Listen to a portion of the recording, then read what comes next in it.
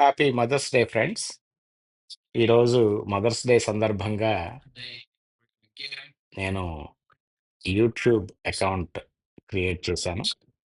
నా YouTube account వచ్చేసి same handle as my TikTok or Instagram which is Venu Adelaide. అంటే mother's day mother ఎప్పుడవుతారు ఒక స్త్రీ? ఒక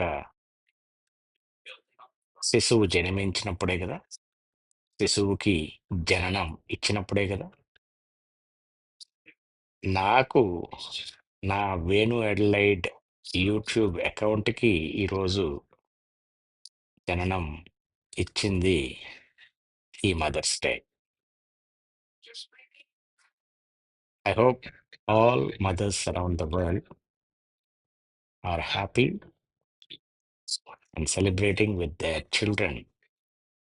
అలాగే అందరూ పిల్లలు కూడా వాళ్ళ మాతృదేవతలతోటి ఆనందంగా ఈ ఆదివారం గడుపుతున్నారని ఆశిస్తున్నాను.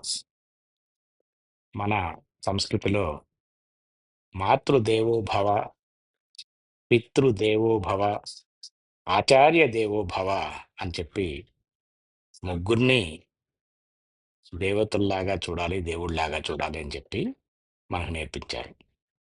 అండ్ ఇన్ అడిషన్ అతిథి దేవో భవ అంటే ముందు మాతృదేవత, తర్వాత పితృదేవత, తర్వాత ఆచార్య దేవత.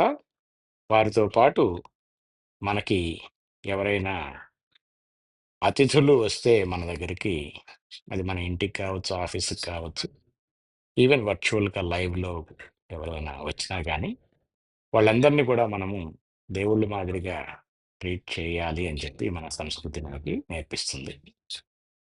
కాబట్టి ఆ దేవతల్లో అందరికంటే ముందు ఉన్న మాతృదేవతని ఈరోజు మనము సెలబ్రేట్ చేసుకుంటున్నాము.